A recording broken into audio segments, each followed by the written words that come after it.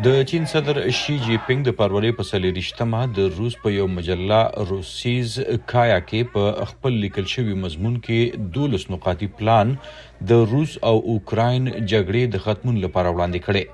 همدې سفر کې امکان دی ښاغلی شي جی پینګ د اوکراین د جګړې په اړه د روس د صدر ولادیمیر پوتین سره خبرې وکړي. د روس صدر ولادیمیر پوتین د چینایي صدر د پلان او خواهش ستاینه کړې او هرکلی یې کړی دی. بلخوا په واشنگټن ډي سي کې د خالی په ورځ باندې د جګړې ضد احتجاجونه شوي دي. احتجاج کوونکو د اوکراین د جګړې په پرامن حل او کیف لپاره د امریکا په تګلارو کې د تغییر غوښتنه کوله. بن بیکر دغه مظاهرې په منتظمینو کې یو دی. مونږ خبر یو چې د وخت خلک ګرانۍ ځپلي دي. جنگي اقتصاد هم د بد وخت نه تیریږي، بلکې په اربونو ډالره جنگي اقتصاد راښکلي. ځینې مظاهره کوونکي د اټومي وسلې په اړه اندېښمن دي. د جان په نوم یو تن وایس اف امریکا ته وایي په حقیقت کې که څه هم د اټومي جنګ خطره کمه ده، خو چې په کوم ځای په کار وو د هغې نه ډېر زیات دی.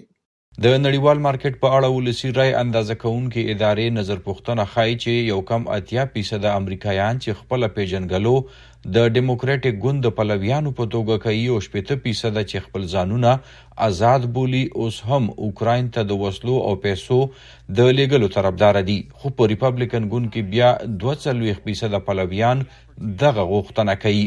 د فلوریډا گورنر ران ډي ساینټس 13 هفته خپل دریځ د فاکس نیوز خبریال ټکر کارلسن ته په پروګرام کې په یو لیکل شوي خط کې څرګند کړ. په یو خارجي جګړه کې مداخلت کولو ته هیڅکله مونږه د خپلې خاورې په امنیت ترجیح نشو ورکولی. پخوانی نائب صدر مایک پینس د ډي ساینټس دریځ په اي بي سي دس ویک پروګرام کې رد کړ. د یو ازادې نړۍ د مشر او د جمهوریت مرسته کوونکي په حیث امریکې ته پکار دي د یوکراین پوځ چې څه غواړي د هغې وررسول ورته یقیني کړي.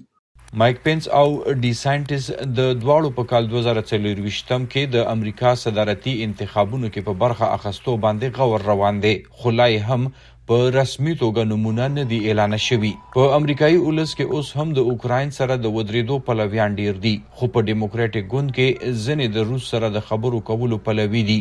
د امریکا آیووا پوهنتون د سیاسي چارو پروفیسر سټیفن شمیت وایس اف امریکا ته وایي چې دغه رای اوس په ډاګه کیدل شروع شوي دي. په ډیموکرېټک ګوند کې روشن فکره او د مترقي فکر خلک د صدر بایدن د حکومت نه خوشحاله نه دي، او که صدر بایدن بیا صدارتي انتخاباتو کې برخه اخلي کوم چې به هغه کوي، نو زه فکر کوم د دې به اثر وي او کېدای شي یوکراین لپاره د امریکې تګلارې ته بیا کتنه وکړي او جایزه یې واخلي. د زیاتوي د دواړو ګوندونو ترمنځ تضاد امکان دی نور هم ژور وي، لکه په نورو ډېرو مهمو پالیسیو باندې کېدای شي د اوکراین نه زیات پام هغې پریکړو ته واړول شي. یو د بانکینګ حالت دی، کومه چې ډیره سنجیده خبره ده، او د تایوان او بحرالکاهل په اړه چینایي فعالان چرته چې چین خپل اثر رسوخ په تیزۍ سره خپروي.